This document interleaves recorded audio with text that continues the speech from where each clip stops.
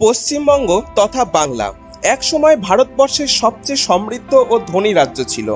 আজ ৬৪ লক্ষ কোটি টাকা দেনার দায়ে ডুবছে পশ্চিমবঙ্গ, যা প্রতি মানুষ পিছু হিসাব করলে পশ্চিমবঙ্গের প্রতিটি মানুষের মাথায় আজ ৬০,০০০ টাকারও বেশি দেনা রয়েছে। সপ্তদশ ও অষ্টদশ শতকে এই বাংলা বাণিজ্য ও বস্ত্রশিল্প জগতে সারা বিশ্ববিখ্যাত হলেও আজ বাংলার এমন খারাপ অবস্থা, বন্ধ হয়ে গিয়েছে বহু কলকারখানা। আজ বাংলা থেকে মুখ ফিরিয়ে নিয়েছে বহু বড় বড় সংস্থা। এক সময়ে ভারতের এই রাজধানী বাংলায় বেশিরভাগ ব্যবসা ছিল, আজ সেখানে কোনো কোম্পানি যেতে চাইছে না।